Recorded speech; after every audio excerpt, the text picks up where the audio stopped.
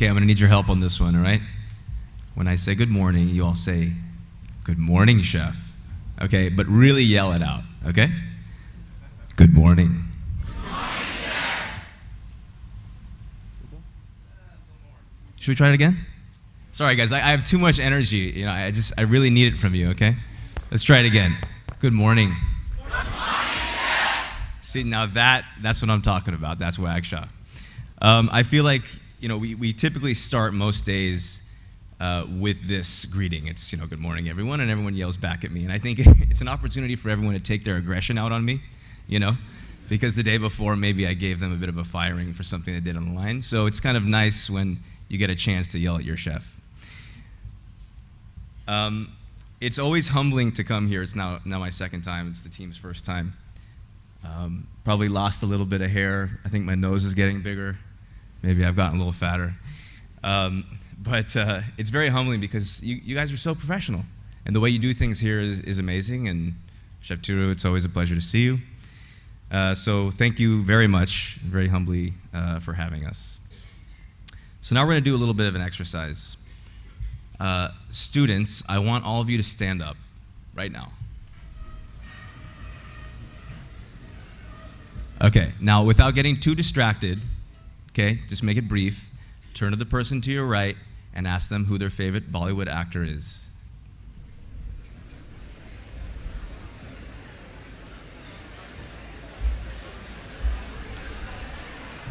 Okay, now I think by now we've figured it out.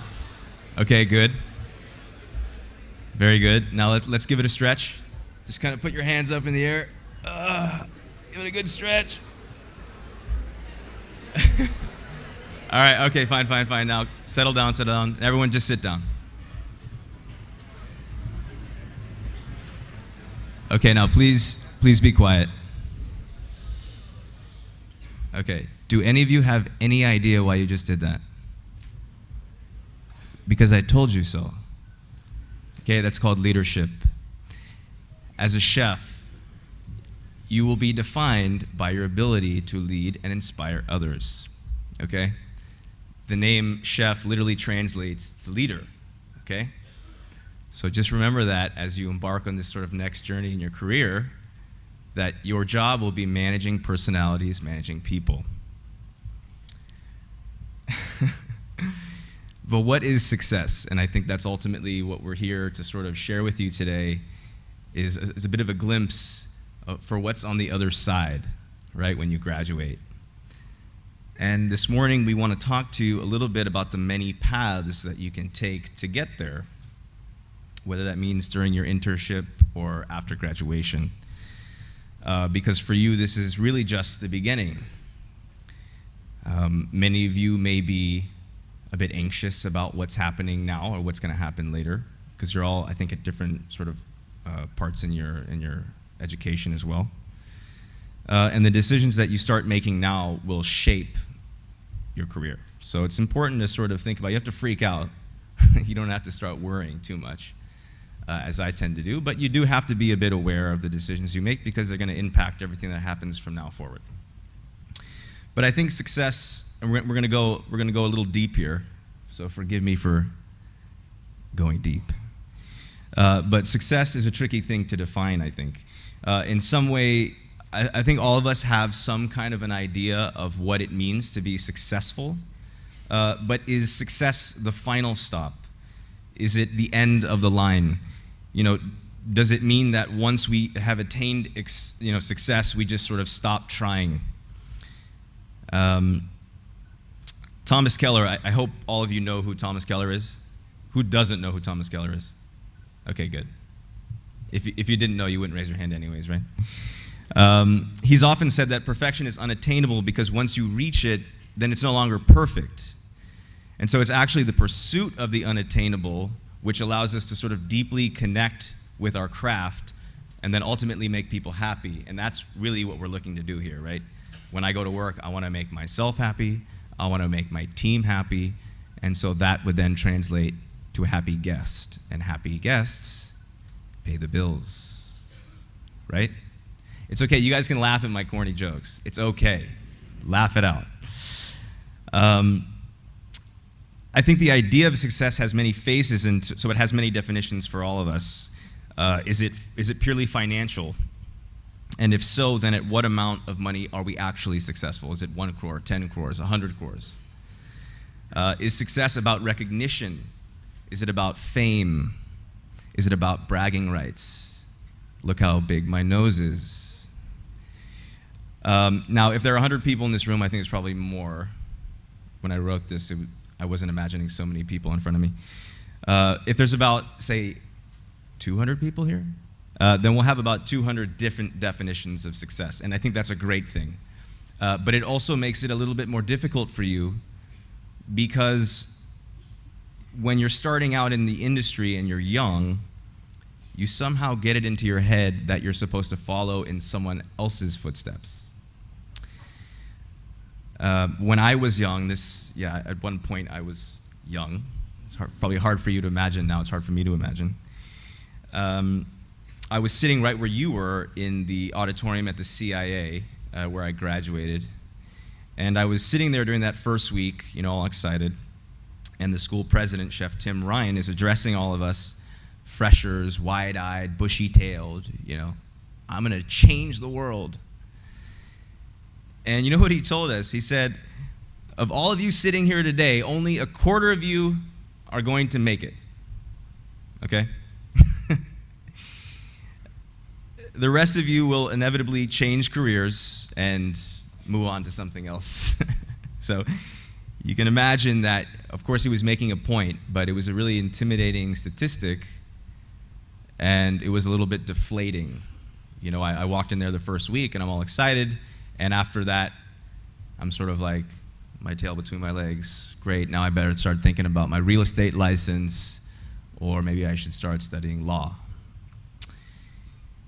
Now, I understand that he was trying to instill in us this sort of drive and determination to be great, to go on and do great things. Don't be a part of that statistic.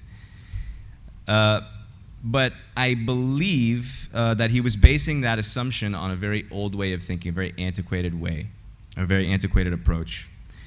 And I can tell you that now, after having been a professional cook for about 16 years, that it is my belief that if you choose the right path, not the right path for someone else, but you choose the right path for you, which will take some time to find, that you will love what you do, and that you will never feel like you've worked a day in your life, even if you're putting in 100 hours a week. Now, I will temper that thought with, loving what you do. I get a lot of people who come to me and they say, I'm really passionate about what I do, chef. I'm passionate about food. Well, if you're in a marriage for 40 years, are you still passionate every day? Maybe, maybe not. But you are dedicated to that marriage. And so I don't ask for passion, I ask for dedication. I ask for you to come in every day, whether you've had 2 hours of sleep or whether you've had 6 or 8, and give it your best, because that's what I do. So allow me to be one of hopefully many people who will tell you that all of you will make it. All of you in this room will make it. Now, will all of you be award-winning chefs? Maybe not. And that's perfectly fine, because maybe not all of you aspire to be award-winning chefs. And not achieving that doesn't mean that you're not reaching your goals, because you were never interested in doing that anyways. So all of you will make it. All of you will be great. But just find the path that is best for you. So you see 3 people up here, all very talented. I'm just going to pat myself on the back here. Okay. All very talented, all very successful, whatever success means. And you're going to hear different stories, 3 different stories, and 3 different paths. And so I think my goal, at least in standing, for standing in front of you, is really just to share one way of doing it, or 3 ways of doing it. And ultimately, you want to look back, right now you're setting the foundation, in my opinion, the best foundation, right? You guys go to the best school there is in the country, obviously. Let's hear some pride for WGSHA, guys, come on.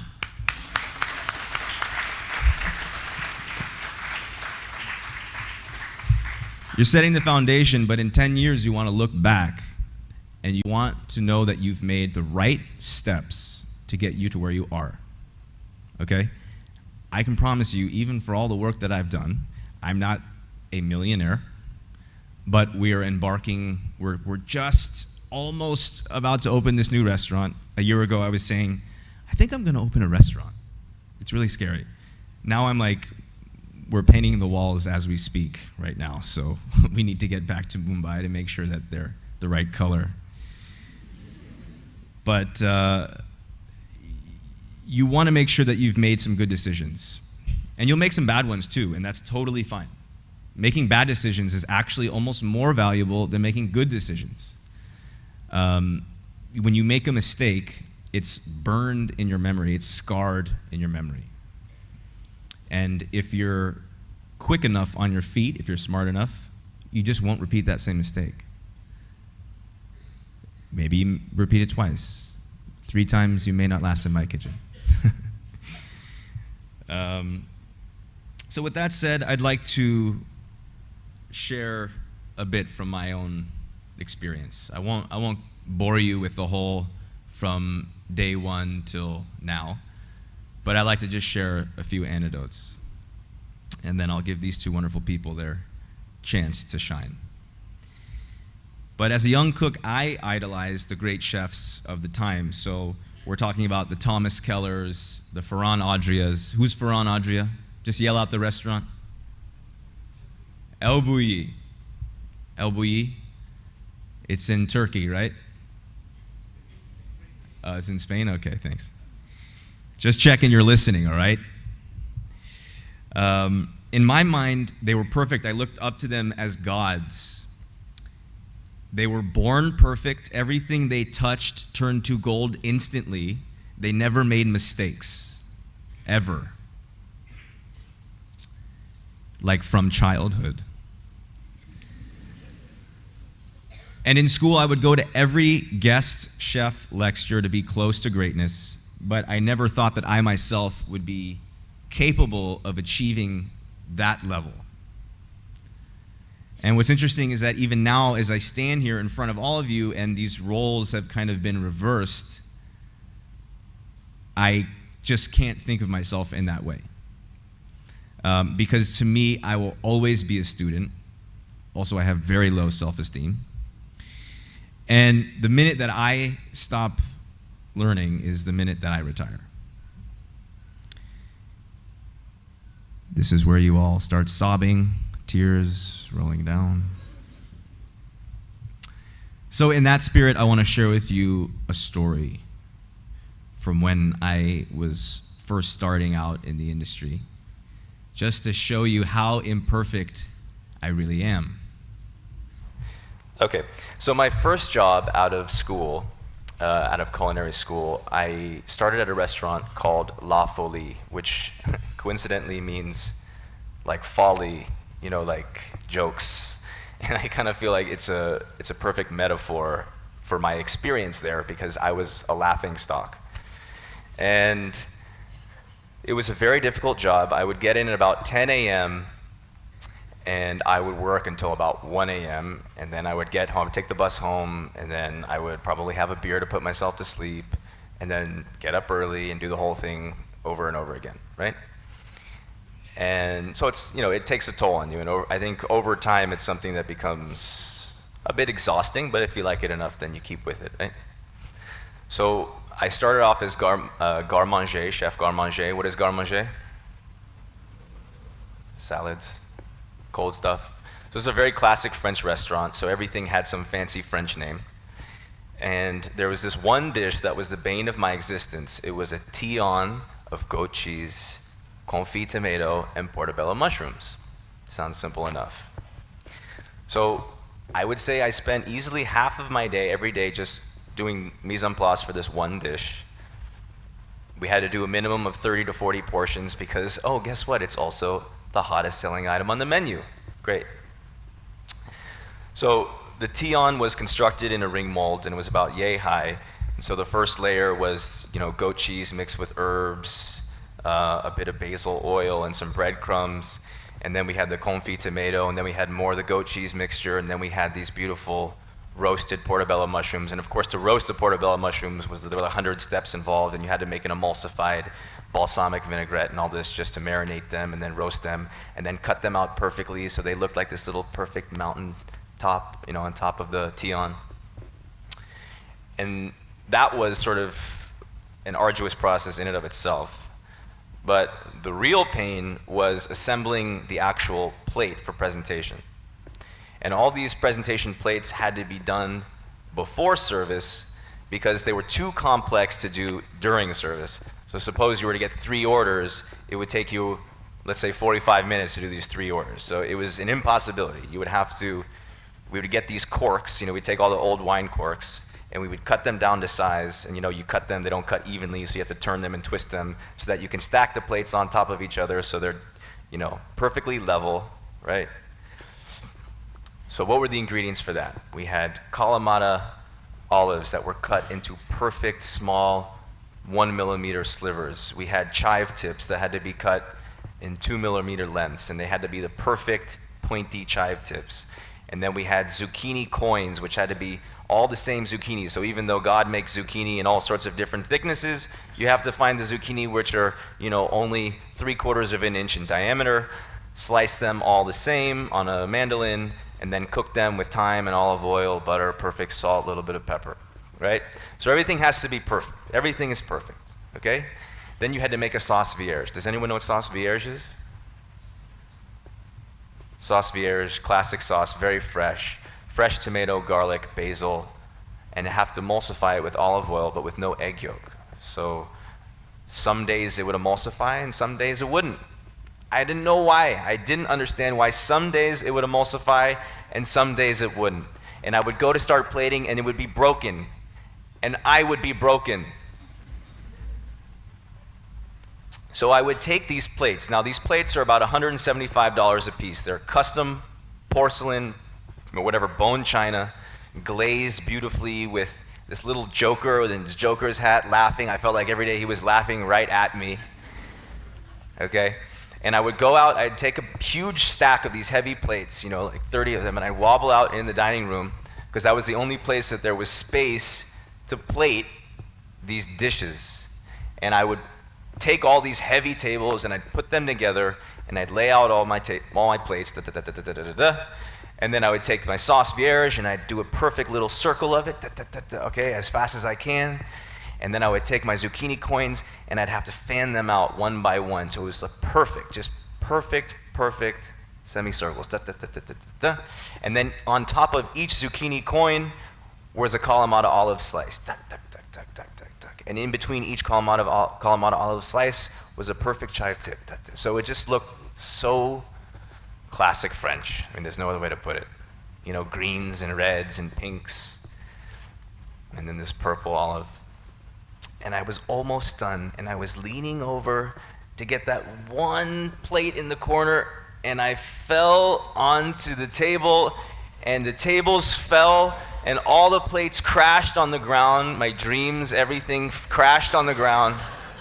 I broke like easily 8 to 10 plates, so that's like over $1,000 right there. Nobody heard a thing. Nobody knew. So I laid there on the ground covered in sauce vierge, plates broken around me, dreams broken around me. I just grabbed the nearest garbage can, shoved everything in there, went back into the kitchen, and just started making more sauce vierge, doing more zucchini.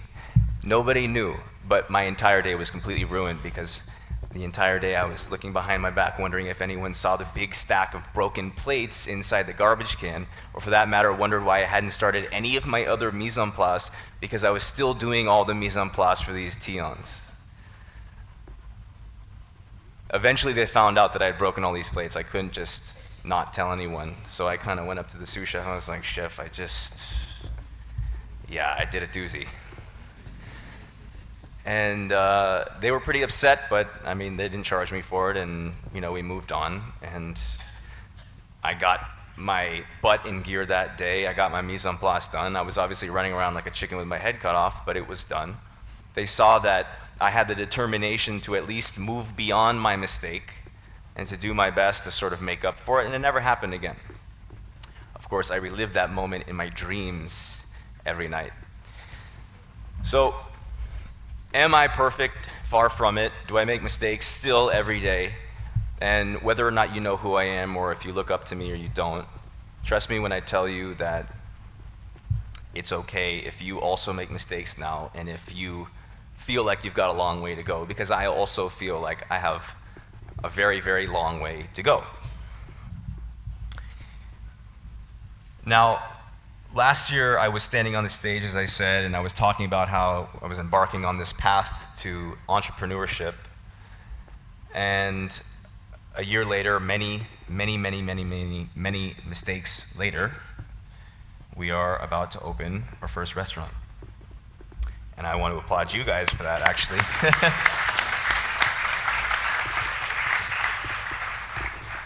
It's a trying process. It's a very trying process, and I don't think that there's any course on earth that can prepare you for what you're going to go through when you open your first restaurant, or your first hotel, or your first business. You've just got to jump in and hope that you have made the right decisions along the way, and you just got to go for it, whether it means taking investment, whether it means writing business plans. There's a lot of stuff that comes up that you think you've got under control, and then suddenly the BMC throws a wrench in your gears, or whatever it may be, and you've just got to roll with the punches and do your best. And you have to rely on the relationships that you've forged throughout your career to sort of get you through that. You need to ask for advice. Chef Tiru will always be there for you. Right? Okay. So rely on the people around you, rely on your colleagues. You know, we have a lot of friends in the business who have been very generous in terms of offering advice, so you're not alone, but you will need to, you know, act on your feet. Now, I would be happy to share more about my career and about all of the mistakes that I've made, but I think we can maybe save some of that for the Q&A. And in the meantime, I'd like, you know, Malaika and Darren to have a chance to share some of their stories as well, to give you a bit more insight on how the rest of the industry works. So, without further ado, everyone, please give a round of applause for Malaika. I want to start by saying thank you for having us here. From this side of the room, it looks like the hospitality industry has a very bright future. Unlike Alex, I did not get into the industry in the conventional way. I was actually born into it. My mother flew with Air India for 35 years, and my grandmother is and was a prolific Indian cookbook writer, who you may know as Premila Lal. Since a very young age, food and entertaining has been a big part of my life. I remember dinner parties with dinosaur-sized legs of ham and suckling pigs with apples in their mouth. My grandmother hosted legendary dinner parties where food, decor, and service and hospitality were all of equal importance. When I graduated and began to consider a career in hospitality, I didn't have the support of my parents, who insisted that I go to college and study economics, but I knew that wasn't my calling. My first real adult decision was to abandon everything I had studied and join a boutique hotel in the Himalayas. There, with no real experience, I was entrusted with responsibilities far beyond my ability. I had no choice but to learn quickly. From there, I decided to move to Paris to study pastry. Paris exposed me to new flavors, experiences, not to mention a whole language that I did not understand. The food culture there was fascinating. People went out to eat nearly every day. It seemed like everyone's day revolved around food and wine. People stood in line to buy bread. After I finished school, I got a job as a pastry chef at a restaurant and stayed for 2 years in Paris. I had the good fortune to have a great mentor who taught me that it took many different wheels to turn perfectly to make a restaurant work. We were encouraged to think beyond our positions and participate in all aspects of the restaurant. He taught us that teamwork, eagerness to learn, empathy were all as important as skill. I am lucky to have returned to India at a time where change is possible, where you can enter the industry and actually help shape it. I see many people looking beyond our own borders for inspiration, but the truth is, our most valuable asset our most valuable assets are our own perspective.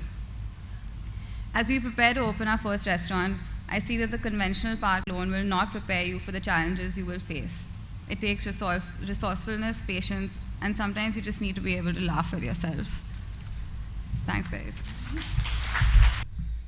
Ooh, all right, I get the rest of her speech right here. Oh, no, it's yours. Hi, guys. How we doing? Good. Is it still, yeah, it's good morning still. I'm happy to have your attention. My name is Darren Crawford, and I am opening a restaurant with these crazy kids over here.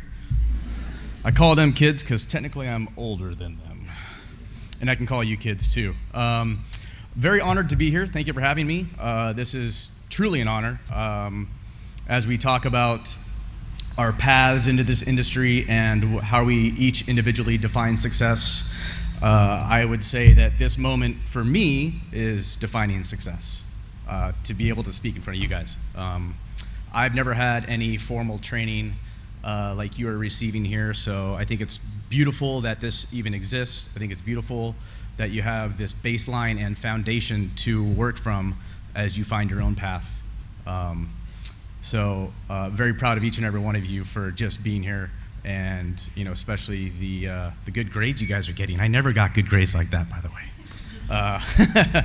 Smart, but never like as studious as you seem to be. My path is kind of interesting. I was actually in school studying for medical and other engineering things, and just trying to find my own way in the world. And engineering really didn't speak to me. Math was not my best friend. Calculus at 7:30 in the morning was just painful. Yeah, I was like, well, this is not my path. But in the meantime, just to make ends meet, I was waiting tables. And I remember my first serving job in San Jose, California. And I'd already been in some sort of food and beverage with inventory and stuff, but I took the serving job in a little crappy mall. It was kind of fast food, and as is the culture in America, as far as training, I had 5 days of training where I would make, and we have a tipping culture as well, where I would make no tips, and I just had to shadow someone and learn. And on day one, I realized that I wasn't going to make money for the next 5 days, essentially, and I was like, well, I'm going to call foul right here. This isn't going to work for me. So I asked my manager, I was like, hey, if I come back and I learn the whole menu, will you give me my own section, give me my own tables? And he was like, yeah. So, sure enough, on the third, I went home and I studied everything, memorized everything, and on the third day, I came back and I'm like, I got this, give me a chance. I'm going to serve these tables. And I knocked it out of the park. And ever since then, I was like, oh yeah, this hospitality thing, waiting tables, easy stuff. Boy, was I wrong. So wrong. Oh, you're just dropping some food off. Oh, here's some tea. Like, it's not that simple, right? There is an art to it. That's why you guys are all here, learning the basics, learning the fundamentals.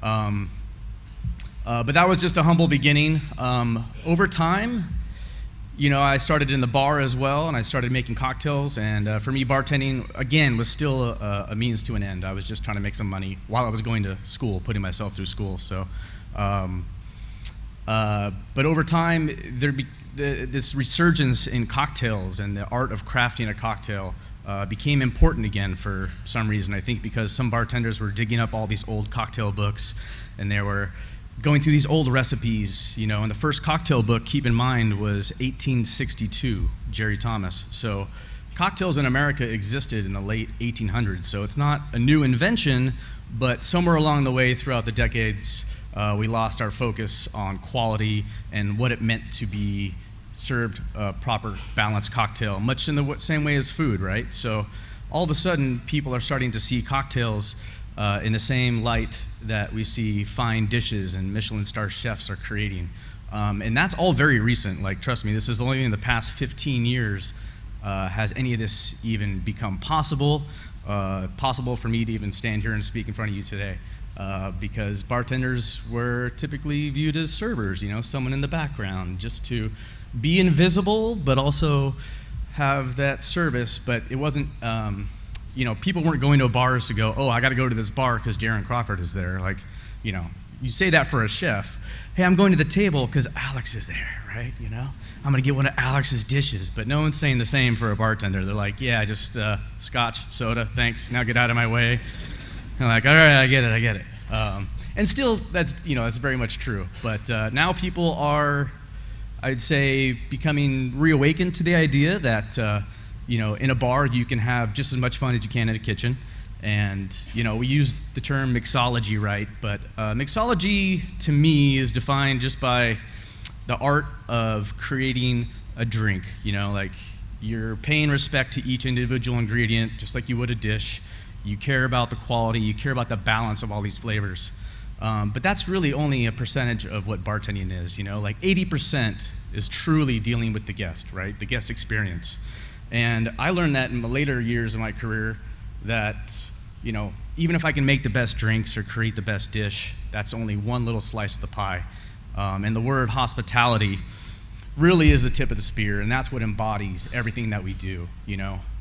Delivering a quality product is certainly an element that will keep people coming back, right? But even if I serve you a cocktail that isn't that good, or we give you a dish that isn't maybe that great by standards of quality, if the hospitality is interwoven throughout that whole place from the moment a guest walks in the door to the moment they leave, people will always come back. So remember that, like if you fail on this balance of a dish or this cocktail isn't quite perfect, if your hospitality is on point, people will always come back. And that's huge, because I didn't understand that in the beginning. Many times I was kind of egotistical and I thought being behind the bar was all about me. Oh, everyone's coming to see Darren. Like, it wasn't true. People go out to eat and drink to escape, right? They want to escape the daily life. And you got to remember that why people go out is to have a good time and to have fun. They don't need to sit there and intellectualize and think about how much time you spent on this one ingredient for that one dish. They will appreciate it when they get it, but that's not why they're coming. They're coming to relax, right? Chill out. So if you keep that in mind, there's no doubt in my mind that you will all be successful, because the guest is the number one thing that we should all be caring about. And like Alex said, it pays the bills, it keeps the lights on, right? So it allows us more time and energy to be spent on, teaching ourselves and growing and learning. And like Alex, I never stopped learning. And one of the main reasons why I came to India about a month ago in the first place was to do just that, was to learn not only from your country and everything and all the ingredients and amazing influences that are here. It was a chance for me to grow as well. Because stuck in one market in San Francisco and the Bay Area is one experience, and when you feel like you've plateaued in some areas, it's time to keep growing and time to keep moving. And the beautiful thing about this industry is that you can do all that. You can keep growing, and we all know that everyone is going to eat every day, so there's no shortage of job security in the food and beverage industry. And that was kind of like my plan. I was like, I'm in the medical field. That's job security. Everyone's going to get sick. Everyone needs health care, right? And then it kind of transitioned the same mindset for my own individuality and independence. It transitioned into food and beverage. And I was like, I can take this the world over. And I've had many opportunities to travel around the world, from liquor brands and all their money. I've gone to Venezuela and competed in global cocktail competitions with bartenders from all over the globe, and I learned so much from them and seeing their styles and how they do their drinks. So really, being in food and beverage has been such an amazing experience, and it's really enriched my life and in ways I never thought it would, and it still is. So I hope you get one slice of my enthusiasm from that, and you take it with you wherever you go. So thank you for having me. So that's 3 different ways to do it, and when you're all at the other end of the line, there'll be that many more different ways to do it. I always took inspiration from the people that I looked up to, and some of the things worked and some of them didn't, but you'll find the path. It may not be a straight path, it may be a difficult path, but it is the path, and it is your path. Was that profound, or? So now let's get some involvement from you guys. Throw a few questions at us. We're happy to kind of engage, and otherwise, thank you so much for listening to us speak. So most of us are really eager to work as soon as we complete our graduation. So do you think is it better to do some post-graduation course or work as soon as completing a graduation, after completing our graduation? Well, I can say that none of us have done a post-graduation course. And so you can look at post-graduation courses as, an actual course, which I'll be the last person ever to talk anything negative about education. Education is a great thing, but you can also get experience on the job. And so you'll just have to speak with your advisors and your family and look inside and see what works for you. Thank you so much. Yeah. My question is, what if we start our career in a specialty restaurant rather than in a 5-star hotel? What might be the advantages or the disadvantages of that? Rather than a 5-star hotel. 5-star hotel. Well, this is a conversation that I have a lot with a lot of students that are graduating. And you just have to weigh the pros and cons, because I think in a 5-star hotel, you're going to get a lot more volume experience. And what volume experience translates to is a lot more practice. Because when you do a banquet for, say 1,500 people, and you're doing one task for that many people, you get really good at it. And I worked at some luxury hotels, and I peeled a lot of potatoes. Do you think I can peel a potato fast? Really fast. In a small restaurant, you learn to get, more obsessed with the details, the finer points, because you can't really pay attention to the finer points when you're doing a big old wedding. You can't. It's really tough. And most of the time, the chef doesn't really have the patience to be like, yeah, let's use tweezers for, none of that. None of that's happening. So it's just, I've done both because I wanted to see what both had to offer. And I personally prefer restaurants. That's why now I'm one of the owners of one.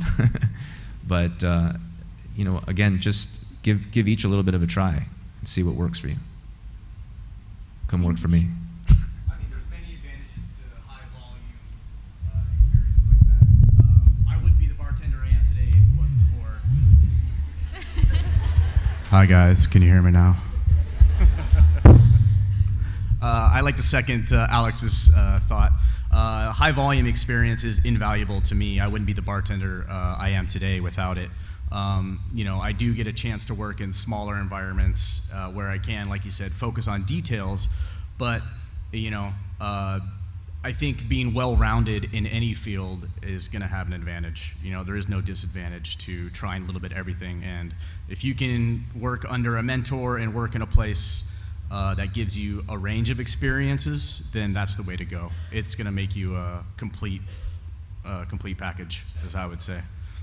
I've having come from like working nightclubs and high volume, and I call it 3 deep, where there's 3 rows of people waiting for drinks, everyone's staring at you. That kind of pressure, you can't get it anywhere else. And it also forces you to realize what you're made of. Are you the person that's gonna keep your head down and crumble in the face of all that, or are you gonna keep your head up and engage it and go for it and get through it? And if you have the strength to get through it, then there's nothing you can't do, I would say. Thank you. And then spend more time on the little places. Then you get to have fun on the details. But, definitely experience as much as you can. Thank you. Yeah. Good morning, Chef. My question is, will we get any scholarship if we decide to study in Culinary Institute of America for higher studies? I just want to confirm, the question is, will you get a scholarship in the U.S.? Yes. Well, I can't predict the future, but there are grants and scholarships available, and you have to research them and you have to work hard for them. I was able to get a partial scholarship for my school because I couldn't afford to pay for it, and so I found something which worked for my background. They usually look at your background, they look at your GPA. Each one will have different requirements. So you just have to do some research, and then maybe your scholarship dreams will come true. I hope that hope that answers your question. Thank you, sir. Yeah, maybe a worthwhile comment is just that if you cannot get a scholarship and finances are a concern, find a really good teacher, and that's your scholarship.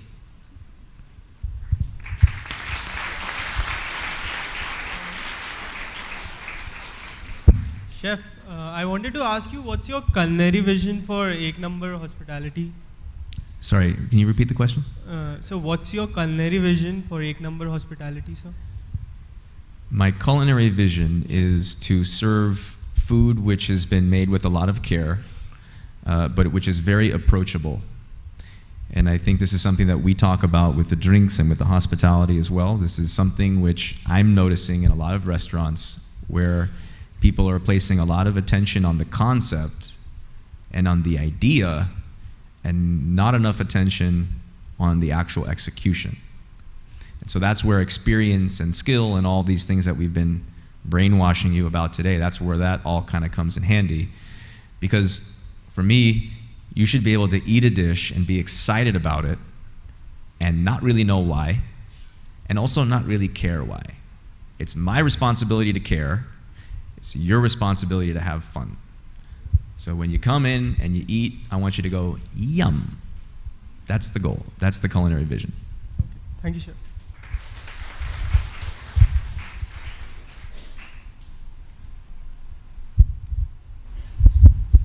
Good morning, Chef. Good morning.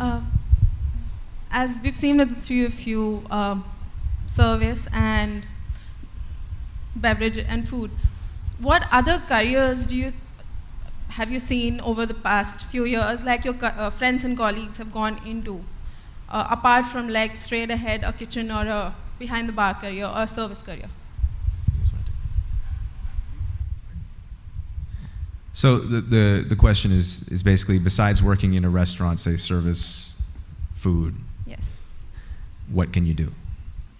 Well, certainly there's any number of facets that you can work in when it comes to a restaurant. I mean, in our own restaurant, we would employ anyone from marketing. We have a position sort of called, it's not really called anything yet, but the only other name that I've heard for this type of a position is called the Dream Weaver, which is someone whose only focus is really just doing these little extra special things for the guests to make them feel warm and fuzzy. And that's not really in the kitchen or in service because they're kind of behind the scenes in some way. Certainly marketing, PR, communications plays a huge role in it. Food photography, food styling, sales, which could get more into a retail component. I'm sure you would all probably know more avenues than we would because we're sort of one-trick ponies. But I hope that answers your question. It does, thank you. Yeah.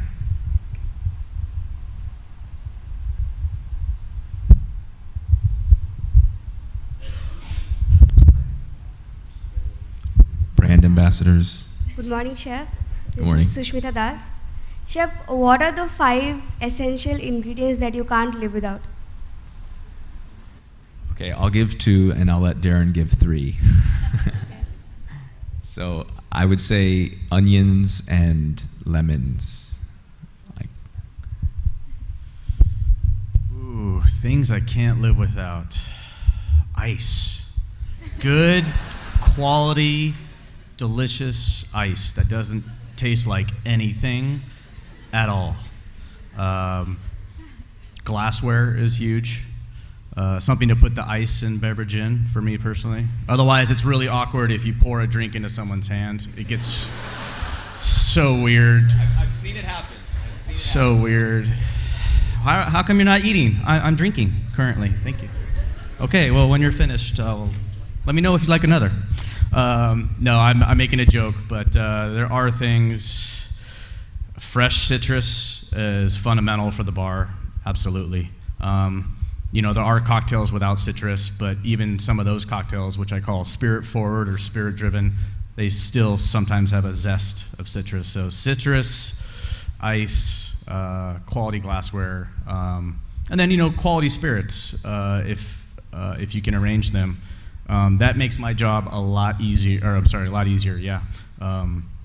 Because having to work with subpar ingredients in the kitchen or in the bar, it's far more challenging for sure. You know, with experience, you can figure out how to transform subpar ingredients into amazing things, but we can all agree that if you start with something great, it's going to go to amazing a lot faster. Yeah. Good morning, Chef.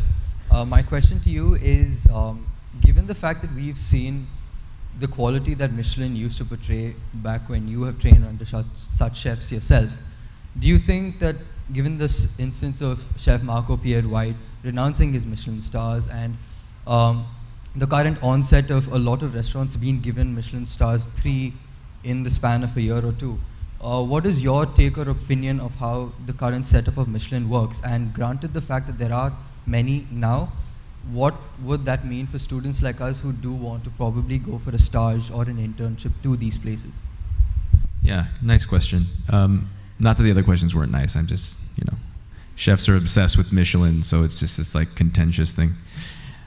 You know, let's be clear that Michelin stars only exist where Michelin sells the guide. You get that? So it's a marketing tool. You get that? The original Michelin guide was to sell tires, right? So it was a marketing way for people driving in their cars, going through the French countryside. It was a way for them to always have the Michelin tire brand in front of their face while also having a useful guide where they should stop on the road for a meal. Now, over the years, maybe the last 80 years or so, 90 years, it's become to mean something much more, especially for European chefs, especially for French chefs.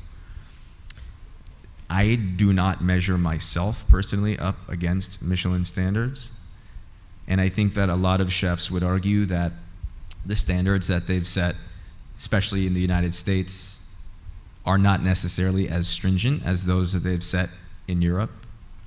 But it's like with any rating system, it's very difficult to say that that 1 star, 2 stars, 3 stars is the absolute verdict of how good you are.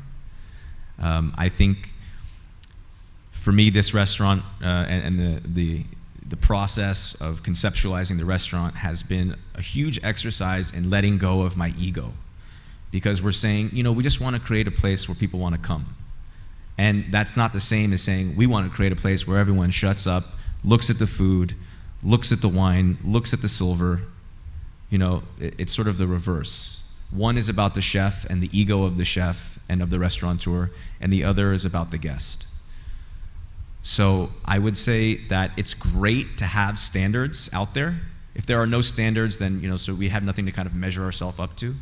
But at the same time, once you're able to sort of get yourself to a place where you're comfortable with your own standards, then it's just about a matter of just, you know, being your own enemy. Your own, worst critic. Thank you. Good morning, Chef. I would like to ask what, according to you, are the key qualities that a good chef should possess, personality-wise? Well, we could say a good leader, so I'll also pass this along. But I would just say that you have to remember that people are entrusting you with their education and with their time and with their effort. And it's something that you can't take seriously enough. You can't take it lightly. And when I was younger, I was a hothead, and I would just scream and cry like a little baby until I got my way. And I don't know how much I was thinking about the people working for me. And I think now as I get older and we're creating a company which has values and it has its own culture, it's really important that you understand that you're taking care of people, not only your guests, but of your team. So I think the number one most important thing as a leader is your ability to nurture your team. Number one. And then, yeah, you got to know everything else, costing, Excel, yada, yada, yada. I think empathy is really important because everyone is different and everyone needs something different from a leader. Let's see, qualities. As mentioned earlier, dedication and determination. Unlike you, all sitting here, there is no college for cocktails. There are some schools, but these are kind of money-making schools designed to try to pretend to teach you everything in 2 weeks, which we know is impossible, right? You don't go to Michelin Star in 2 weeks, right? So determination for me was making all those mistakes, making so many bad cocktails that I can't even tell you, making so many bad batches of bitters that I had to learn the hard way. There were no books like there are today. I mean, the internet had some information, but the determination I had to have to keep tasting these awful drinks I was making and keep pushing forward to try and make a good one until I finally hit it. And that kind of work is very rewarding, I think, and it's the qualities that will last throughout your life, because as mentioned earlier, the best learning tool is making a mistake and realizing 200 ways not to do it. What else is a good quality? I would say positivity as well, don't get down on yourself. You got to keep your head high, and you got to know that you're going to get through it if you keep working at it.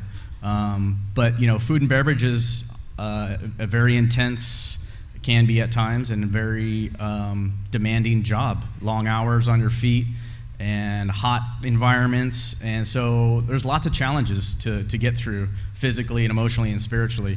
And if you never give up on yourself and push through all those barriers, then that is the ultimate reward. And then I think success just kind of falls into place after that.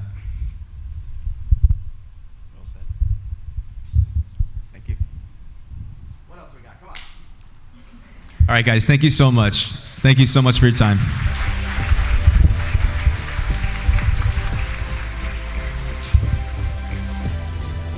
Thank you for inspiring us. We are truly honored to have you in our presence. Now I request Chef Thiru to present a memento to Chef Alex, Miss Malaika, and Mr. Darren.